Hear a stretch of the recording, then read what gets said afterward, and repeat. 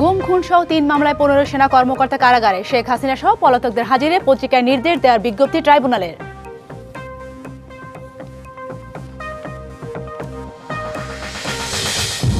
গুম বিচারভূত বহির্ভূত হত্যায় জড়িতদের দ্রুত বিচারের দাবি, দায় মুক্তি দেওয়া চলবে না। রাজধানীতে ভুক্তভোগীদের পরিবারের মানববন্ধন।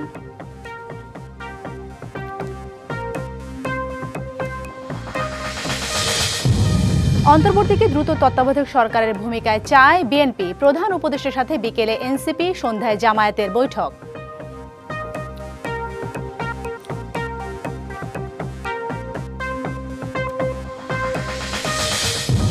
সুন্দর নির্বাচন করতে না পারলে জাতি হিসেবে নিন্দিত হতে হবে, কোনো চাপের কাছে নতি স্বীকার নয়, উপজেলা নির্বাহী কর্মকর্তাদের বললেন সিইসি।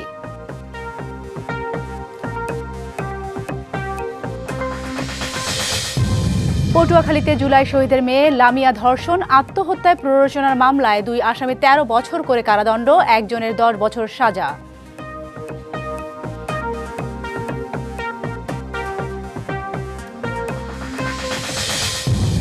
এবং ঢাকার কড়াইল বস্তিতে মিলল গ্যাসের অবৈধ সংযোগ, দায় পেলে তিতাসের কর্মকর্তা কর্মচারীদের বিরুদ্ধে ব্যবস্থা। আন্তর্জাতিক অপরাধ ট্রাইব্যুনালে অভিযুক্ত সেনা সদস্যদের বিচারে সেনাবাহিনী যেভাবে সহযোগিতা করেছে তা প্রশংসা পাওয়ার যোগ্য বলে মন্তব্য করেছেন আইন উপদেষ্টা আসিফ নজরুল। তিনি বলেন, বিচার তার স্বাভাবিক গতিতে চলবে। দুপুরে সচিবালয়ে এসব কথা বলেন তিনি জানান, বিএনপির তত্ত্বাবধায়ক সরকার নয়, অন্তর্বর্তী সরকারকে তত্ত্বাবধায়ক সরকারের মতো নিরপেক্ষ ভূমিকা পালন করার অনুরোধ জানান। বিচার প্রক্রিয়ার প্রতি শ্রদ্ধাবোধ দেখিয়ে সেনা সদস্যরা যেভাবে ওনারা এসেছেন বা যেভাবে ওনাদের নিয়ে আসা হয়েছে, এখানে আপনার সেনা প্রশাসন বা সেনাবাহিনীর ঊর্ধ্বতন কর্মকর্তারা, সেনাবাহিনী প্রধান, ওনারা যেভাবে সহযোগিতা করেছেন এটা অত্যন্ত প্রশংসার দাবিদার। সাব জেলে কেন রাখা হয়েছে বা ওনারা কোথায় রাখা হবে এটা সম্পূর্ণভাবে স্বরাষ্ট্র মন্ত্রণালয়ের দায়িত্বভুক্ত বিষয়। ওনারা যেটা প্রয়োজন, ওনারা যেটা অ্যাপ্রোপ্রিয়েট মনে করবেন এটা ওনারা করবেন। গুম বিচার বহির্ভূত হত্যায় জড়িতদের দায়মুক্তি দেওয়া চলবে না, দ্রুত বিচারের দাবি জানিয়েছে ভুক্তভোগীদের পরিবার। তারা বলেন, দায়মুক্তি দেওয়া চলবে না, রাজধানীতে ভুক্তভোগী পরিবারের মানববন্ধন। গুম ও বিচারহীন হত্যাকাণ্ডে জড়িতদের বিচার করতে হবে, তাদের দায় মুক্তি দেওয়া হবে না, এই দাবিতে মানববন্ধন করেছে গুম ও বিচার বহির্ভূত হত্যার শিকার পরিবারের সদস্যরা। গুম খুন সহ মানবতা বিরোধী অপরাধের 3 মামলায় 15 সেনা কর্মকর্তাকে বুধবার সকালে কড়া নিরাপত্তায় হাজির করা হয় আন্তর্জাতিক অপরাধ ট্রাইব্যুনালে। এই সময় ওই এলাকায় জড়ো হন আয়না ঘর থেকে ফেরা ভুক্তভোগীরা।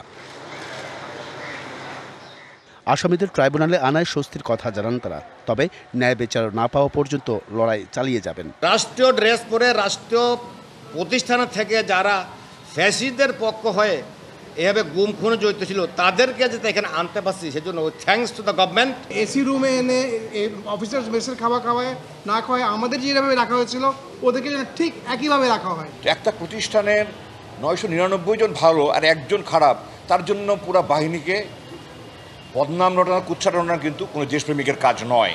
শুধুমাত্র আওয়ামী লীগ এবং শেখ হাসিনার জন্য আজকে সেনাবাহিনীর কিছু সদস্য বিপদগামী হয়েছে। আমরা ইনসাফ চাই।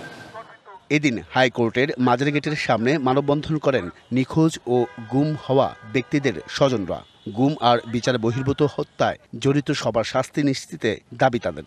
1 বছরের পরেও এখনো কেন আমরা রাস্তায় দাঁড়িয়ে স্বজনদের জন্য কান্না করব, সেটা আমি 20 কোটি মানুষের কাছে জানতে চাই। গুমের সাথে যারা জড়িত তাদের বিচার চাই, এটাই আমার চাওয়া। এখনো বাংলাদেশে অনেক গুম আছে যাদের কোনো পরিবার এখনো সন্তান জানতে পারে না, তাদের সন্তান চাই।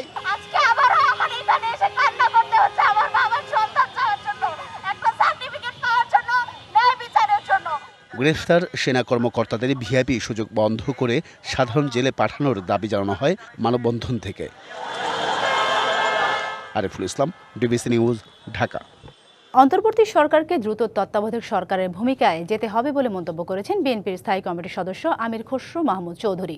সরকারকে সম্পূর্ণ নিরপেক্ষতা নিশ্চিত করতে হবে, শান্তিপূর্ণ ও সম্মানের সঙ্গে এই পরিবর্তন আনতে হবে বলেও মত এই বিএনপি নেতার।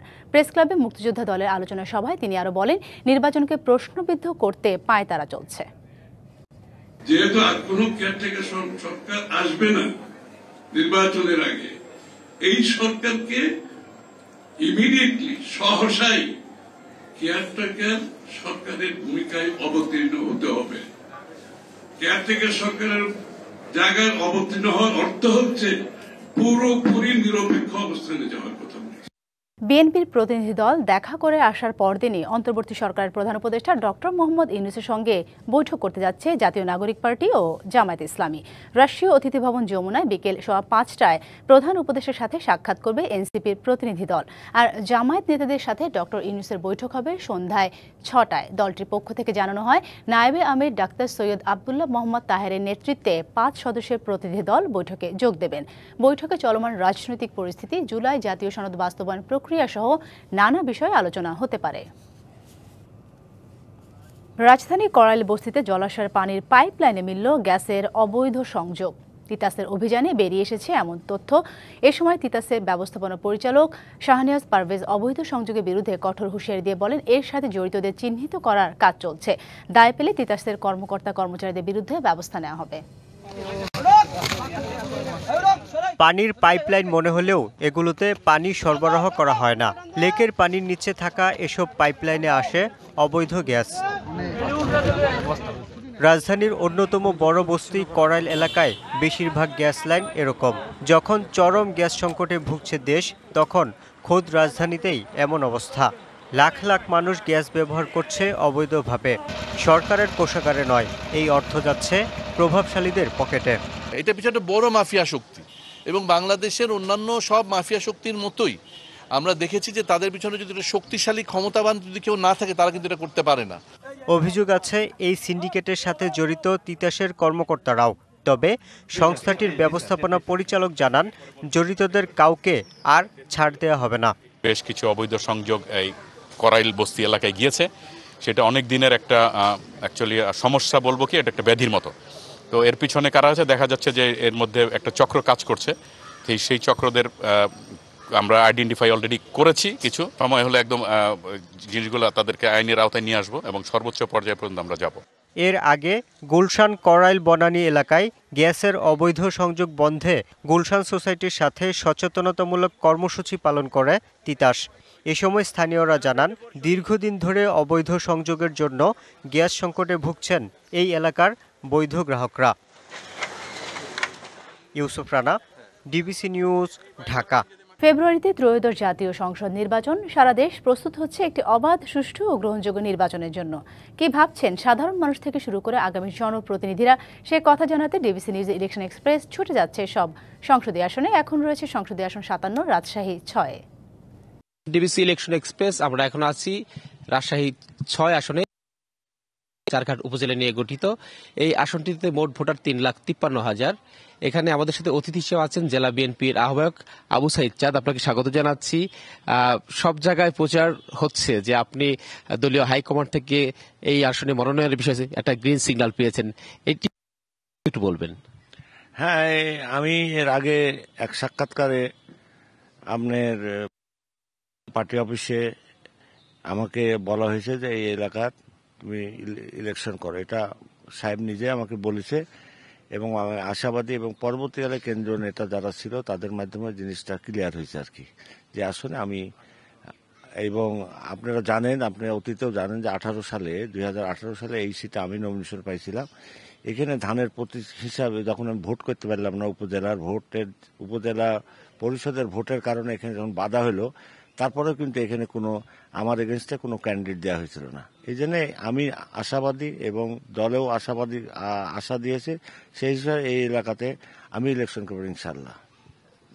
দলীয় যে একটা আশাবাদী হচ্ছেন, এই এলাকার বিজয়ী হলে কি কি কাজ করবেন? আপনি দীর্ঘদিন উপজেলা চেয়ারম্যান ছিলেন, ইউনিয়ন চেয়ারম্যান ছিলেন, কি কি কাজ করবেন? হ্যাঁ, আমি ইতিমধ্যে 1 নম্বর সমস্যা হিসেবে মনে করি বেকার সমস্যা। এই সমস্যার সমাধান করার জন্য 31 দফার মাধ্যমে যে কাজগুলো আছে সেগুলা একে প্রথমে উপস্থাপনা করে, পরবর্তীকালে আপনারা জানেন যে এই দেশে, আমাদের দেশে সবচেয়ে চারঘাট বাঘাতে আম এবং আখ, এই দুইটা সমস্যা নিয়ে আমরা জানিয়েছি। ইতিমধ্যে আখের ব্যাপারে আমরা দেখছি যে কুশলের ব্যাপারে আমাদের বৈষম্য হচ্ছে। 28 তারিখে আপনার আমাদের মেল খরার কথা বলেছে, কিন্তু অন্যান্য সেন্টারে 14 তারিখ বা 15 তারিখে খরার কথা বলা হয়েছে। এই যে বৈষম্যর বিরুদ্ধে আমরা আন্দোলন করলাম, কিন্তু এই আখ নিয়ে বারবার আমাদের সাথে প্রতারণা করা হচ্ছে শিল্প মন্ত্রণালয়। আপনাদের মাধ্যমে জানাচ্ছি যে এই সমস্যার সমাধান করব, এবং এখানকার ইতিহাস আছে যে এই আখ মাড়াইকে কেন্দ্র করে অনেক কৃষক জীবন দিছে, মারা গেছে, তাদের বিরুদ্ধে আমি সচেতন। এবং দল, আল্লাহর যদি রহমত থাকে, দল যদি আগামী ক্ষমতায় আসে, তাহলে কৃষক যাতে নির্বিলে মাড়াই করতে পারে তার জন্য আমি আপ্রাণ চেষ্টা করব। এবং এইটা আমি মহান সংসদে আল্লাহ যদি সেই সুযোগ আমাকে দেয় আমি করব। পাশাপাশি নদী ভাঙন আমার এলাকার আপনারা জানেন, ইতিমধ্যে দেখেছেন যে এবার রাজশাহীর মধ্যে সবচেয়ে দুর্গত এলাকা চকরাজাপুর, সেই এলাকা অনেক ভাঙন হয়েছে এবং অনেক লোক এখন বর্তমান বিভিন্ন জেলায়, কোথায় ঢাকা, কুষ্টিয়া, রাজশাহী, বিভিন্ন জায়গায় জীবনযাপন করছে। এটাকে আমি চিহ্নিত করেছি এবং এটার নিয়ে আমি কাজ করছি। ইতিমধ্যে কিছু বরাদ্দর ব্যবস্থা করেছি। আর আমি যদি আমার দল যদি ক্ষমতাতে আসে তাহলে এই সমস্যাগুলোর সমাধান করব।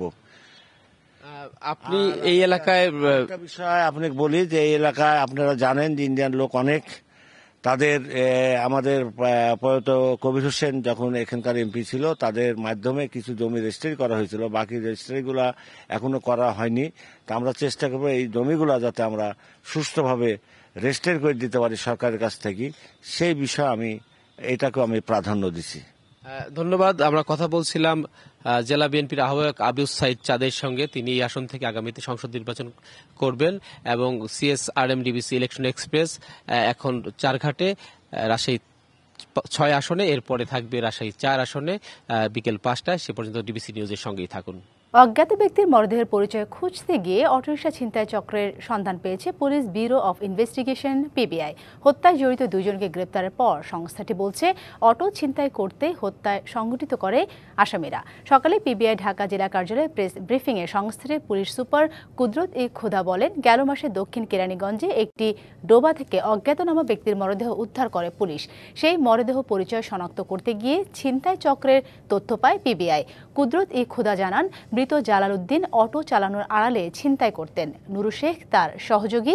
ঘটনার দিন দুজনই অটোরিকশা ছিনতাইয়ে বের হয়। কোনো ছিনতাই করতে না পেরে জালাল উদ্দিনকে ঘুমের ওষুধ খাইয়ে হত্যা করে অটো ছিনতাই করে তা বিক্রি করে দেন নুরু শেখ। অভিযান চালিয়ে নুরু শেখকে গ্রেপ্তার করে PBI। তার তথ্যে ক্রেতা মোজাম্মেলকেও গ্রেপ্তার করা হয়। গত 15 বছরে চক্রটি বংশাল, মিটফোর্ড ও চকবাজার এলাকায় ছিনতাই করত। ফল বিপর্যয়ের পর এবার শিক্ষার্থী সংকটে পড়তে যাচ্ছে উচ্চশিক্ষার প্রতিষ্ঠানগুলো। এবার স্নাতক পর্যায়ে ফাঁকা থাকবে প্রায় 11 লাখ আসন, যা মোট ভর্তিযোগ্য শিক্ষার্থীর চেয়েও বেশি। আর এই কারণেই বড় সংকটে পড়বে ফলাফলে দুর্বল কলেজ এবং জোড়াতালি দিয়ে চলা বেসরকারি বিশ্ববিদ্যালয়গুলো। যত্রতত্র অপরিকল্পিতভাবে শিক্ষা প্রতিষ্ঠান গড়ে ওঠা এই পরিস্থিতি জানিয়ে শিক্ষা বিশেষজ্ঞরা নতুন করে পরিকল্পনার তাগিদ দিয়েছেন। চলতি বছর HSC ও সমমান পরীক্ষায় অংশ নিয়েছে 12,35,661 জন শিক্ষার্থী, যার মধ্যে উত্তীর্ণ হয়েছে 7,26,960 জন। অন্য হিসেব বলছে সারা দেশে মেডিকেল কলেজ, ইঞ্জিনিয়ারিং, পাবলিক, বেসরকারি ও জাতীয় বিশ্ববিদ্যালয় মিলে স্নাতক পর্যায়ে আসন আছে 18,07,567টি। সে হিসেবে এবছর HSC পরীক্ষায় উত্তীর্ণ সবাই পরবর্তী ধাপে ভর্তি হলেও ফাঁকা থাকবে 10,80,616টি আসন, যা এ পর্যায়ের মোট আসনের অর্ধেকেরও বেশি। কিন্তু প্রশ্ন উঠেছে, এই বিপুল সংকটের ব্যবস্থাপনা কি হবে? আসন অনুযায়ী কারা শিক্ষার্থী পাবে আর সংকটেই বা পড়বে কারা? আগের অভিজ্ঞতা বলছে মেডিকেল কলেজ, ইঞ্জিনিয়ারিং ও পাবলিক বিশ্ববিদ্যালয়গুলোতে এরপরও থাকবে কঠিন ভর্তিযুদ্ধ। তবে তুলনামূলক খারাপ ফল করা কলেজ এবং জোড়াতালি দিয়ে চলা বেসরকারি বিশ্ববিদ্যালয়গুলো পড়বে বড় সংকটে। গ্রামের কলেজগুলোতে কিংবা একটু শহরের থেকে একটু দূরের কলেজগুলোতে একটু বেশি ঘটবে। আসন অনুসারে হয়তো শিক্ষার্থী ভর্তি হবে না। বিশ্ববিদ্যালয় হিসেবে আমাদের কিছু করার নাই। যারা ছাত্র নির্ভর, বিশেষ করে প্রাইভেট কলেজগুলো, যাদের শিক্ষকদের বেতন দিতে হয় ছাত্রছাত্রীদের কাছ থেকে পাওয়া অর্থে, সেই সমস্ত কলেজগুলোর জন্য একটু ডিফিকাল্ট হবে। বিশেষজ্ঞরা বলছেন, রাজনৈতিক বিবেচনা এবং পরিকল্পনাহীনভাবে যত্রতত্র শিক্ষা প্রতিষ্ঠান গড়ে ওঠায় এই পরিস্থিতি, যা নিয়ে নতুন করে ভাববার সময় এসেছে। অনেক কলেজেই এই সমস্ত শর্ত পূরণ করে না, যে সমস্ত শর্তে এই অনার্স বা মাস্টার্স চালু করবার কথা। না আছে সেখানে শিক্ষক, না আছে সেখানে ইনফ্রাস্ট্রাকচার, না আছে ক্লাসরুম। সেই ক্লাস্টার ওয়াইজ ভাগ করে যেখানে প্রয়োজন আছে সেই জায়গাগুলোতে কলেজগুলো রাখা। বাকি কলেজগুলোতে উচ্চশিক্ষার সুযোগ আদৌ প্রয়োজন আছে কিনা, আমার শিক্ষার্থীদের চাহিদা আছে কিনা, আমার সেখানে ওই ক্লাস্টারে বা ওই ক্যাচমেন্ট এরিয়ার মধ্যে শিক্ষার্থী আছে কিনা, এটা বিবেচনা করে আমি মনে করি পুনরায় এগুলোকে পুনর্বিবেচনা করাটা খুবই জরুরি।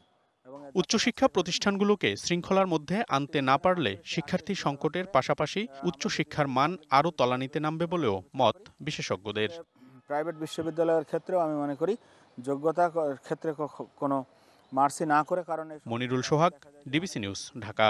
যুদ্ধ পরিস্থিতির মতো বাংলাদেশের সড়ক দুর্ঘটনায় মৃত্যু ঘটছে। নানা আইন কানুন থাকলেও না মানার কারণে কমছে না সড়ক দুর্ঘটনা। প্রতিদিনই সড়কে প্রাণ যাওয়ার পাশাপাশি পঙ্গুত্ব বরণ করতে হচ্ছে অনেককেই।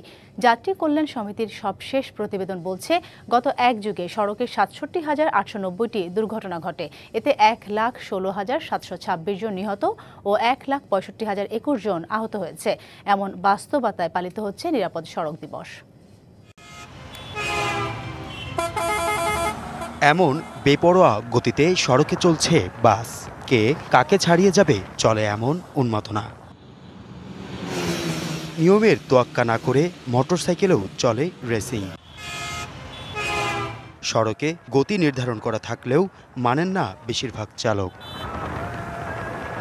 প্রতিদিনই সড়ক পথে ঘটছে এমন দুর্ঘটনা। যাত্রী কল্যাণ সমিতির সব শেষ প্রতিবেদন অনুযায়ী গেল এক যুগে সড়কে ৬৭,৮৯০টি দুর্ঘটনা ঘটে। এতে প্রাণ যায় ১,১৬,৭২৬ জনের আর আহত ১,৬৫,০২১ জন। যাত্রী কল্যাণ সমিতি বলছে, গাজা বা ইউক্রেন যুদ্ধে যে পরিমাণ মানুষ মারা গেছে, এক যুগে তার চেয়েও বেশি মানুষের প্রাণ গেছে বাংলাদেশের সড়কে। কাছাকাছি সময়ে দুটো যুদ্ধকে তুলনা করি, ইসরায়েল ফিলিস্তিন যুদ্ধ অতি সম্প্রতি শেষ হয়েছে। এই যুদ্ধে নিহতের পরিমাণ ৬৭,০০০, ইউক্রেন রাশিয়া যুদ্ধে নিহতের পরিমাণ ৪৫,০০০। দেখুন, বাংলাদেশের সড়ক দুর্ঘটনায় নিহতের পরিমাণ তার চেয়ে বেশ কয়েক গুণ বাড়তি। সড়ক দুর্ঘটনার উল্লেখযোগ্য কারণের মধ্যে রয়েছে বেপরোয়া গতি, ক্লান্তি ও নেশাগ্রস্ত অবস্থায় গাড়ি চালানো, ত্রুটিপূর্ণ যানবাহন এবং ট্রাফিক নিয়ন্ত্রণের অভাব। বিশেষজ্ঞরা বলছেন, গতিসীমা নিয়ন্ত্রণ ও পরিবহন ব্যবস্থাপনায় শৃঙ্খলা আনতে না পারলে কমানো যাবে না দুর্ঘটনা। আমরা অনেক ধরনের ভেহিকেলকে আমরা চলাচলের সুযোগ দিচ্ছি যাদের গতির ভিন্নতা রয়েছে, এবং ব্যাটারি চালিত রিক্সা আমাদের জন্য যেভাবে বেড়ে যাচ্ছে সড়কে, এটা আসলে আমাদের যানজট যেমন বাড়াবে, সড়ক দুর্ঘটনা অনেক বৃদ্ধি করবে। এই বিশেষজ্ঞের মতে, চালকদের প্রশিক্ষণ নিশ্চিত ও লাইসেন্স প্রক্রিয়া কঠোর করা, নিয়মিত যানবাহনের ফিটনেস যাচাই সহ আইনের কঠোর প্রয়োগই কমাতে পারে সড়ক দুর্ঘটনা। হাসিব পান্থ, ডিবিসি নিউজ, ঢাকা। মধ্যপ্রাচ্যের বেশ কয়েকটি দেশ গাজায় হামাসের বিরুদ্ধে লড়াই করার জন্য সেনা পাঠানোর প্রস্তাব দিয়েছে বলে দাবি করেছেন যুক্তরাষ্ট্রের প্রেসিডেন্ট ডোনাল্ড ট্রাম্প। অন্যদিকে গাজা যুদ্ধবিরতি চুক্তি বাস্তবায়ন প্রত্যাশার চেয়েও ভালোভাবে এগিয়ে যাচ্ছে বলে মন্তব্য করেছেন মার্কিন ভাইস প্রেসিডেন্ট জেডি ভ্যান্স। এদিকে দুই বন্দীর মরদেহ ইসরায়েলকে হস্তান্তর করেছে হামাস। নিজের সামাজিক মাধ্যম ট্রুথ সোশ্যাল পোস্টে মার্কিন প্রেসিডেন্ট ডোনাল্ড ট্রাম্প জানান, ফিলিস্তিনের স্বাধীনতার জন্য লড়াই করা সশস্ত্র গোষ্ঠী হামাসকে ধ্বংস করতে যুদ্ধের ময়দানে নামতে রাজি মধ্যপ্রাচ্যের অনেক দেশ। এ বার্তা পেয়ে হামাসকে নতুন করে হুমকিও দিয়েছেন ট্রাম্প। ট্রাম্প তার পোস্টে কোনো দেশের নাম সুনির্দিষ্ট করে উল্লেখ করেননি, তবে এই অঞ্চলে সহায়তার জন্য ইন্দোনেশিয়ার কথা বিশেষভাবে উল্লেখ করেন। সম্প্রতি ইন্দোনেশিয়া সহ আরও কয়েকটি দেশের সরকার গাজায় নিরাপত্তা ও স্থিতিশীলতা ফিরিয়ে আনার জন্য শান্তিরক্ষী বাহিনী পাঠানোর প্রস্তাব দিয়েছে, কিন্তু কোনো দেশই হামাসের সাথে সরাসরি সংঘাতে যাওয়া নিয়ে কিছু বলেনি। এদিকে গাজা যুদ্ধবিরতি চুক্তি বাস্তবায়ন প্রত্যাশার চেয়ে ভালোভাবে এগিয়ে যাচ্ছে বলে মন্তব্য করেছেন মার্কিন vice president JD Vance. Israel সফরকালে তিনি একথা বলেন। The Israeli government has been remarkably helpful in this. I want to thank them, thank our Israeli partners and all the folks particularly. Hamas যদি এই যুদ্ধবিরতিতে সহযোগিতা না করে তাহলে তাদের নিশ্চিহ্ন করে দেয়া হবে। There is this weird attitude I've sensed in the American media and the Western media. অন্যদিকে আরও দুই ইসরায়েলি বন্দীর মরদেহ হস্তান্তর করেছে হামাস। মরদেহ দুটি রেড ক্রসের মাধ্যমে হস্তান্তর করা হয়। ইসরায়েলি সেনাবাহিনী জানিয়েছে হামাস এখন পর্যন্ত 15টি মরদেহ ফেরত দিয়েছে। চুক্তির মেয়াদ শেষ না হওয়া পর্যন্ত আমাদের কাজ অব্যাহত রাখব, এমনকি মরদেহ ফেরত দেওয়ার বিষয়েও। আমরাও চাই আমাদের মরদেহগুলো পরিবারের কাছে ফিরে আসুক। এছাড়া হামাস জানায়, গাজার ধ্বংসস্তূপ ও ইসরায়েলি সেনাদের নিয়ন্ত্রণে থাকা অঞ্চলগুলো মরদেহ উদ্ধারকে বিলম্বিত করছে। যুদ্ধবিরতির শুরুতেই হামাস 20 বন্দীকে মুক্তি দিয়েছে। Nahida Rinthi, DBC news desk. দেশের মুদ্রা বাজারে খুব একটা হেরফের নেই আজ। দেশের ব্যাংকগুলোতে মার্কিন মুদ্রা ডলার বিক্রি হচ্ছে 123 টাকা দরে, আর ব্যাংক গ্রাহকের কাছ থেকে প্রতি ডলার কিনছে 122 টাকায়। এদিন ব্রিটিশ পাউন্ডের দর 1 টাকা বেড়ে বিক্রি হচ্ছে 166 টাকা, আর ব্যাংক কিনছে 159 টাকা দরে। ইউরো গ্রাহকের কাছে ব্যাংক বিক্রি করছে 143 টাকা আর কিনে নিচ্ছে 138 টাকায়। কানাডিয়ান ডলার বিক্রি হচ্ছে 90 আর গ্রাহকের থেকে ব্যাংক কিনছে 85 টাকায়। অস্ট্রেলিয়ান ডলার বিক্রি 82 টাকা আর ক্রয় 77 টাকা। দরিদ্রদের সুদবিহীন ঋণ এবং বেকারদের কাজ দেওয়ার কথা বলে 20 লাখ টাকা হাতিয়ে নেওয়ার অভিযোগ উঠেছে দিনাজপুরের হিলির এক বেসরকারি সংস্থার বিরুদ্ধে। ITFN নামের একটি ভুয়া এনজিও খুলে মাত্র 10 দিনে শতাধিক মানুষের থেকে এই টাকা হাতিয়ে এখন লাপাত্তা প্রতারক চক্রটি। প্রতারিত হয়ে এখন দিশেহারা ভুক্তভোগীরা। সম্প্রতি দিনাজপুরের সীমান্তবর্তী উপজেলা হাকিমপুরের হিলিতে IDFN নামের একটি এনজিও অফিস খুলে কয়েকজন। এজন্য উপজেলার সাতকুড়ি এলাকার বল্টু চেয়ারম্যানের চাতালের অফিস ভাড়া নেন তারা। গ্রামের দরিদ্রদের টার্গেট করে প্রতারকরা সুদবিহীন ঋণ ও বেকারদের 40 ধরনের কাজ শেখানোর কথা বলে ভর্তি ফি ও সঞ্চয়ের নামে এক একজনের কাছ থেকে নেয় 5 থেকে 20,000 টাকা। বলা হচ্ছে শতাধিক নারী পুরুষ IDNFকে প্রায় 20 লাখ টাকা দিয়েছে, যদিও পুরোটাই ছিল প্রতারণা। টাকা দেওয়া সকলেই অভিনব এই ফাঁদে পড়ে হারিয়েছেন নিজেদের শেষ সঞ্চয়টুকু। আমাদের কাছ থেকে টাকা নিয়ে আসছে, সঞ্চয় টাকা লোন দেওয়ার কথা ছিল, লোন দেয় নাই। 5,000 করে নিয়ে 50,000 করে টাকা ছাড়বো, ওই জন্য আসে দেখি ব্যাংক নেই। প্রশাসনের কাছে অনুরোধ করব, প্রশাসন যেন এটা সুস্থ তদন্ত করে অসহায় মানুষের টাকাগুলো যেন ফেরত পায়। এই ঘটনায় থানায় অভিযোগ দায়ের করেছেন ভুক্তভোগীরা। পুলিশ জানায় তদন্ত করে নেওয়া হবে ব্যবস্থা। এনজিওর বিরুদ্ধে একটা প্রতারণার অভিযোগ পেয়েছি, আমরা তদন্ত সাপেক্ষে ঊর্ধ্বতন কর্তৃপক্ষের সাথে আলোচনা করে আইনগত ব্যবস্থা নেব। প্রতারকদের বিরুদ্ধে দ্রুত ব্যবস্থা নেওয়ার পাশাপাশি হারানো টাকা ফেরত দেওয়ার দাবি ভুক্তভোগীদের। DBC news desk. বিশ্বের অন্যতম ভূগর্ভস্থ বন্য উদ্ভিদের সিড ব্যাংক বা বীজ ভান্ডার মিলেনিয়াম সিড ব্যাংক পা রাখল 25 বছরে। যুক্তরাজ্যের সাসেক্সের এই বীজ ভান্ডারে রয়েছে বিশ্বের প্রায় সব দেশের বন্য ও খাদ্যশস্যের বীজ, যা ভবিষ্যৎ প্রজন্মের খাদ্য নিরাপত্তা নিশ্চিতে সহায়তা করবে। নরওয়ের আর্কটিক অঞ্চলের স্পিটসবার্গেন দ্বীপে বরফে Dhaka Svalbard global seed vault. এই ভান্ডারটি এখন বিশ্বের সবচেয়ে গুরুত্বপূর্ণ জীববৈচিত্র্য রক্ষার কেন্দ্র হিসেবে পরিচিত। বিশ্বের 10,000-এরও বেশি উদ্ভিদের 1 মিলিয়নেরও বেশি বীজ সংরক্ষিত রয়েছে এই ভল্টে।